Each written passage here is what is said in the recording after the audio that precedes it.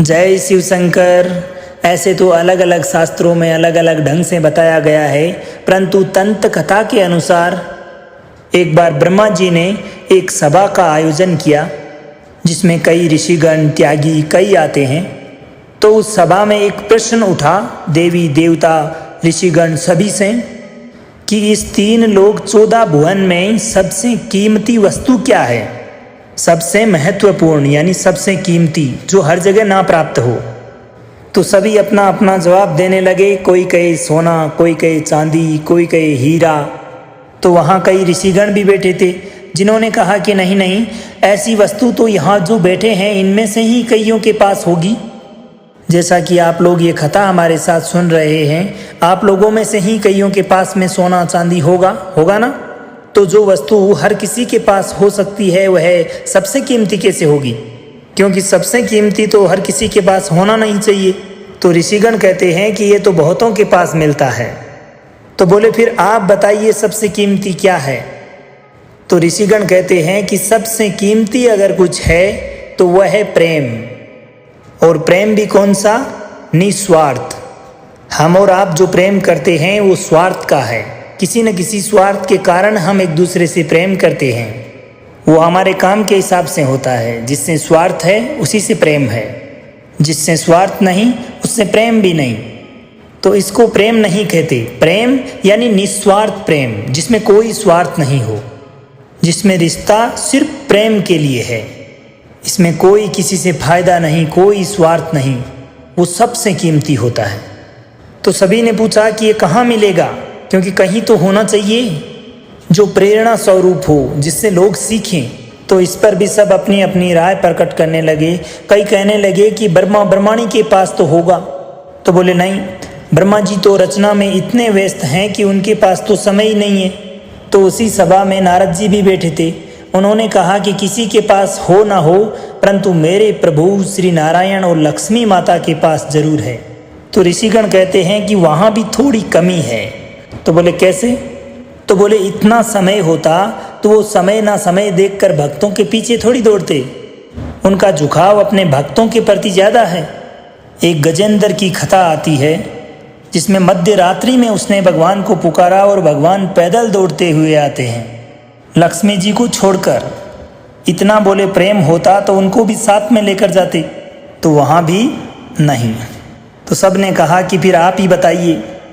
तो इस पर ऋषिगण कहते हैं कि प्रेम की पराकाष्ठा अगर कहीं है तो वो है महादेव जी और माता पार्वती के प्रेम में। एक तो माता पार्वती उनके आधे अंग पर विराजती है और महादेव जी ज़्यादा से ज़्यादा समय कैलाश पर्वत पर ही व्यतीत करते हैं। उनको जब किसी से मिलना होता है तो तीनों देव उनसे मिलने के लिए वहीं कैलाश पर ही आते हैं। महादेव जल्दी से कहीं नहीं जाते। कभी कोई बहुत ही ज़रूरी काम होता है तभी महादेव वहाँ से जाते हैं, नहीं तो महादेव नहीं जाते। तो बोले वहीं सबसे ज़्यादा प्रेम है। अब नारद जी विष्णु भगवान के भक्त हैं तो उन्होंने कहा कि ऐसी कोई बात नहीं है, विष्णु भगवान और लक्ष्मी माता में भी बहुत प्रेम है। अब सभी को ऋषिगणों की बात सत्य लगी और सब ने कहा कि ये तो सही है। अब नारद जी कहते हैं कि चलो ठीक है, लेकिन मैं जब उन दोनों के बीच में थोड़ी अनबन करा दूं तो? अब आप कहेंगे कि पति पत्नी के बीच तो अनबन होती ही रहती है, लेकिन ये 2 अलग बातें हैं। एक तो होता है आपस में अनबन, एक होता है किसी तीसरे की वजह से। अगर कोई तीसरा आ करके आप लोगों के बीच में झगड़ा करवा कर चला जाए, इसका मतलब प्रेम में अभी भी कमी है। आपस में झगड़ा होता रहता है, हर घर में होता है, परंतु कोई तीसरा आदमी बाहर से आकर उनमें झगड़ा करवा कर चला जाए, इसका मतलब प्रेम में कमी है। तो नारद जी कहते हैं कि अगर मैं ऐसा करवा दूं तो? सब ने कहा कि तब की तब देखी जाएगी। अब नारद जी रोज कैलाश पर्वत जाए और दोनों को साथ देखकर वापस लौट आए। एक दिन संयोग से महादेव जी कहीं गए हुए थे। अब नारद जी कैलाश जाते हैं, माता पार्वती अकेली थी, उन्हें प्रणाम करते हैं।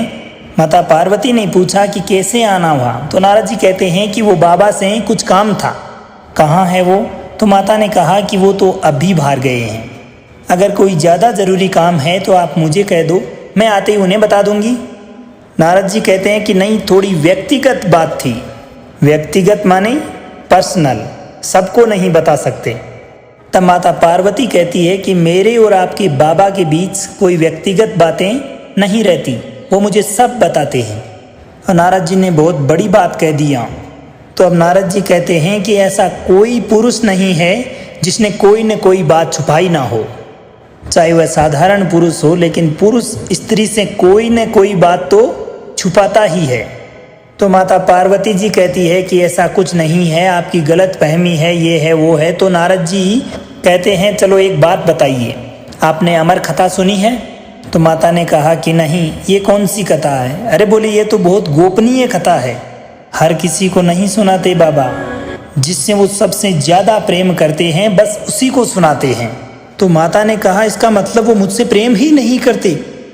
तो नारद जी बोले वो मैं क्या जानूँ, चलो मैं चलता हूँ, लेकिन बाबा से ये मत कहना कि मैं आया था।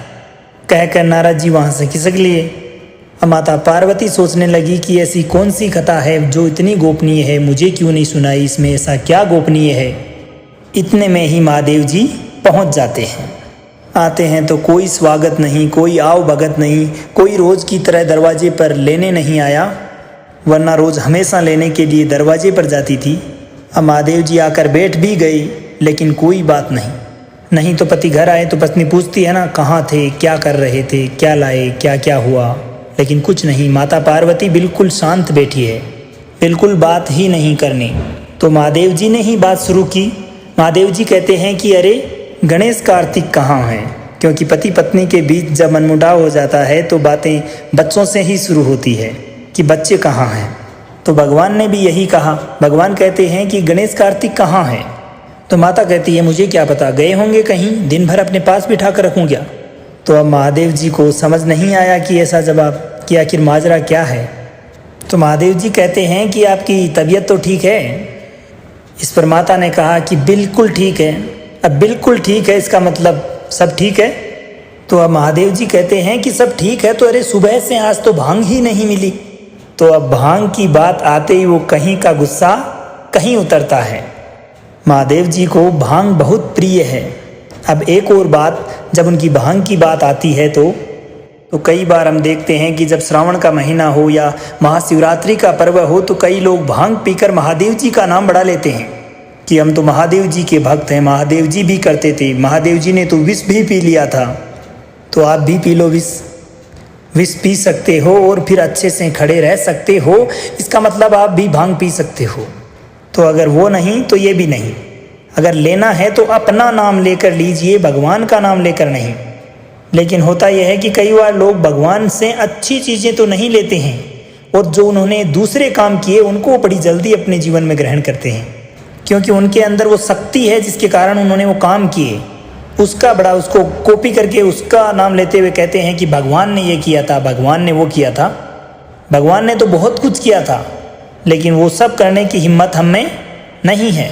कृष्ण का नाम लेते हैं कि कृष्ण ने तो ये किया वो किया। अरे कृष्ण ने तो गोवर्धन पर्वत उठाया था, लेकिन हम एक छोटा सा पत्थर तक नहीं उठा सकते।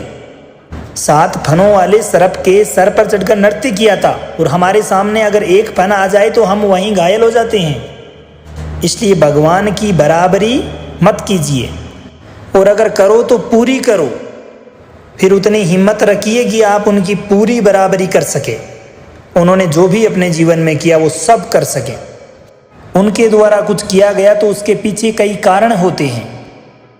एक बात हमेशा याद रखिएगा कि भगवान ने जो कुछ भी किया उसके पीछे एक कारण है, जग कल्याण का कारण। उन्होंने जो कुछ भी किया वो जग कल्याण के हेतु किया, और हम जो भी अपने जीवन में करते हैं उसका एक ही उद्देश्य होता है, सिर्फ अपना कल्याण। यही सबसे बड़ा अंतर है हम में और भगवान में। इसलिए हम उनकी बराबरी कभी नहीं कर सकते। तो वापस आइए अब जहाँ पर माता पार्वती नाराज है महादेव जी से। तो अब माता का कहीं का गुस्सा कहीं पर निकल रहा है। तो अब महादेव जी माता पार्वती से पूछ रहे हैं कि कोई तो बात ज़रूर है। तो माता ने कहा कि पहले तो आप मुझे ये बात बताइए कि आप मुझसे प्रेम करते हैं कि नहीं। तो महादेव जी कहते हैं कि ये कोई पूछने की बात है, बहुत करते हैं, सबसे ज़्यादा आपसे ही करते हैं। तो बोली फिर ये अमर कथा क्या है।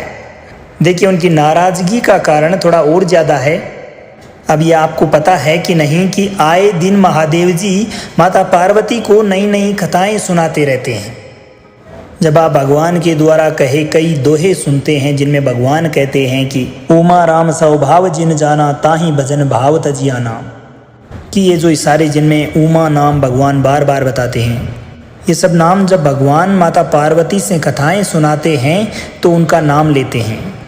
तो माता पार्वती को ऐसा लग रहा है कि जब मेरे को इतनी कथाएं महादेव ने सुनाई है, इतनी बातें मुझे बताई है, तो फिर ये क्यों नहीं।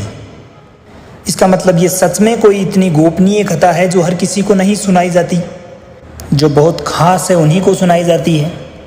तो माता कहती है कि ये अमर कथा क्या है। तो अब महादेव जी कहते हैं कि इसके बारे में किसने बता दिया। अब महादेव जी नेत्र बंद करते हैं तो पूरा दृश्य सामने आ जाता है। नारायण जी आते हैं और सारी बातें करके जाते हैं। महादेव जी कहते हैं कि ब्राह्मण देवता आए और अपना काम करके चले गए। तो महादेव जी माता पार्वती से कहते हैं कि नहीं सुनाई तो अब सुना देंगे। तो माता पार्वती कहती है कि अब तो सुनानी ही पड़ेगी, लेकिन अब तक क्यों नहीं सुनाई। तब महादेव जी बताते हैं कि ये बहुत गोपनीय कथा है। और गोपनीय का अर्थ है कि महादेव जी हर वक्त समाधि में बैठते थे। वो किसी से भी ज़्यादा बात नहीं करते थे, सभी से रिश्ते तो माता निभाती थी।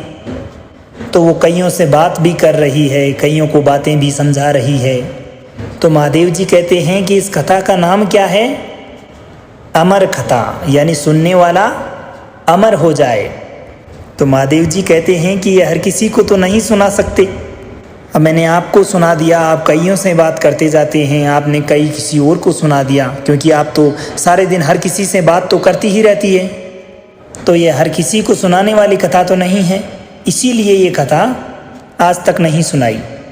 तो माता कहती है कि मैं ये कथा किसी से नहीं कहूँगी, लेकिन एक बार ये कथा मुझे सुनाइए। तो महाराज कहते हैं कि ठीक है, और कैलाश पर्वत की एक ऊंची शिला पर जाकर बैठते हैं। कल्प वृक्ष के नीचे महादेव जी जहाँ एक ऊंचे आसन पर बैठे हैं, माता नीचे बैठी है, क्योंकि महादेव जी इस वक्त कथा सुना रहे हैं। अब कथा आरंभ करने से पूर्व महादेव जी कहते हैं कि माता की एक प्रार्थना या एक सूचना, क्योंकि इस कथा में ज्ञान भी बहुत है और ये कथा जो लोग सुनते हैं उनकी परीक्षा निद्रा रानी लेती है। तो कौन? निद्रा रानी। मतलब इसलिए इस कथा को आप बड़े ध्यान से सुनिएगा कि थोड़ा भी ध्यान कथा से इधर उधर हुआ कि वो अपनी गोद में सुला लेती है। ठीक है, और यहाँ पर महादेव जी एक और सुझाव देते हैं, क्योंकि महादेव जी खुद बड़े भक्त हैं। तो कई बार क्या है कि वो कथा करते करते नेत्र बंद कर लेते हैं और वो नेत्र बंद करके कथा सुनाए जा रहे हैं, क्योंकि वो भक्ति में लीन हो जाते हैं, उनको किसी से कोई लेना देना नहीं होता।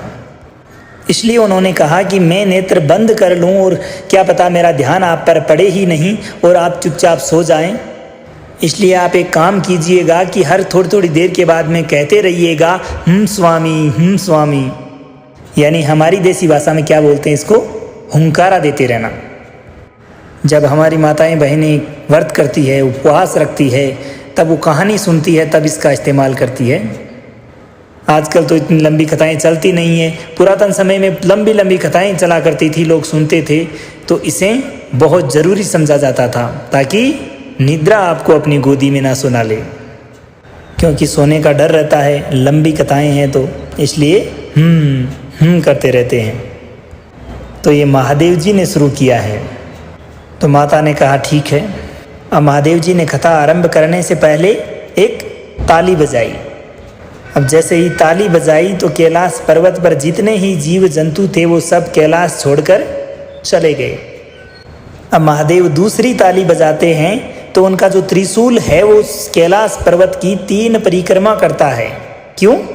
क्योंकि कहीं कोई छुपकर तो नहीं बैठा है। तीसरी ताली बजाते हैं तो सुगंधित हवाएं चलने लगती है, भक्तिमय वातावरण हो जाता है और महादेव जी ने अब कथा आरंभ की। अच्छा, अब महादेव जी जिस वृक्ष के नीचे बैठकर कथा सुना रहे हैं, उस वृक्ष के ऊपर एक सूए का अंडा पड़ा है। सुआ मानी तोता। अब वो अंडे में है, तो त्रिशूल ने जब परिक्रमा की तो वो नहीं नजर आया।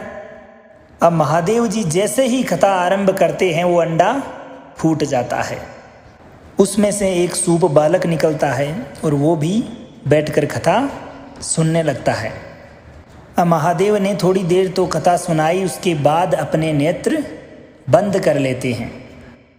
तब तक माता को भी नींद आ जाती है, वो सो जाती है। माता सो गई, परंतु फिर भी महादेव जी कथा सुनाए जा रहे हैं। क्यों? कारण तोते का एक स्वभाव होता है कि वो कोई शब्द बार बार सुन ले तो उसे दोहराने लगता है। अब माता तो सो गई, पर वो सूप बालक कह रहा है स्वामी, स्वामी, स्वामी। और ये भक्ति की चरम सीमा है। महादेव जी इतने लीन है उस कथा में कि उन्हें उस तोते की आवाज़ भी माता की आवाज़ लग रही है। उनके कान में बस स्वामी, स्वामी जाना चाहिए, और वो जा रहा है। ऐसा करते करते महादेव जी कथा के अंत तक पहुंच जाते हैं। आंखें खोलते हैं कि आपने क्या समझा। देखा तो देवी तो नींद में। माता को उठाते हैं। माता माफ़ी मांगती है कि मुझसे गलती हो गई, आप सुनाइए, मैं अब नहीं सोऊंगी। महादेव जी कहते हैं कि वो तो ठीक है, लेकिन आप अगर सो रही है तो इतनी देर से स्वामी, स्वामी कौन कह रहा है। अब वो ऊपर नीचे देखते हैं तो उनकी नज़र उस सूप बालक पर पड़ती है। अब महादेव जी को लगता है कि इसने चोरी से सुना है, ये कोई मायावी है, वो कहीं ना कहीं बच गया है त्रिशूल की परिक्रमा से, परंतु वह छुपकर सुन रहा है, उसने चोरी की है कहीं ना कहीं। अब वो बालक आगे आगे और महादेव जी त्रिशूल लेकर उसके पीछे पीछे। अब वो बालक सब जगह घूम रहा है, सबसे मदद मांग रहा है, परंतु कौन महादेव जी से बैर ले। अंत में वह बालक ये कहता है कि जब दैत्यों से संकट आए तो देवताओं के पास जाते हैं, पर जब देवता से भी संकट हो तब ब्राह्मण देवता के पास जाते हैं। ब्राह्मण देवता और ब्राह्मण ये दो अलग चीज़ हैं। सिर्फ ब्राह्मण कुल में जन्म लेने मात्र से हम ब्राह्मण देवता नहीं बन जाते, वैसे कर्म करने पड़ते हैं। तो ब्राह्मण देवता अलग चीज़ होती है। तो वो ब्राह्मण देवता जब उनके मन में आया तो वो किसके घर आए पृथ्वी पर? वेद व्यास जी महाराज के। अब उनकी पत्नी उबासी के लिए मुंह खोलती है और वो छोटा सा रूप बनाकर मुख के द्वारा उनके गर्भ में चले जाते हैं। अब महादेव जी आए दौड़े दौड़े, हाथ में त्रिशूल, नेत्र लाल, गुस्से में। तो वेद व्यास जी कहते हैं कि पहली बार तो दर्शन दिए और वो भी इस रूप में। तो महादेव जी कहते हैं कि एक चोर मेरे यहाँ से चोरी करके आपके यहाँ तक आया है। तो वेद व्यास जी कहते हैं कि चोरी, और वो भी आपके घर में चुराने के लिए है ही क्या। तो महादेव जी बोले क्या मतलब। तो वेद व्यास जी कहते हैं कि अरे आप तो बिना मांगे ही सब कुछ दे देते हैं, कोई आपके यहाँ क्यों चोरी करेगा। महादेव जी कहते हैं कि उसने मेरी अमर कथा चोरी से सुनी है, मैं उसे अब मृत्यु दंड देकर ही रहूँगा। तब वेद व्यास जी कहते हैं कि आपका सही नाम है भोले भंडारी। महादेव जी कहते हैं कि क्यों। तो वेद व्यास जी कहते हैं कि अगर उसने अमर कथा सुन ली तो वो तो अमर हो गया, आप तो उसे मार ही नहीं सकते। और मान लिया कि आप तो महाशक्तिशाली हैं और उसे आप मार भी दें तो फिर आपकी अमर कथा तो झूठी है। इसे क्या सीख मिलती है कि गुस्से में सोचने समझने की शक्ति चली जाती है। महादेव जी स्वयं नहीं समझ पाए वो क्या कर रहे हैं, तो आप और हम तो न जाने क्या कर बैठेंगे। ये थी महादेव जी की अमर कथा। तो प्रेम से बोलिए शंभू।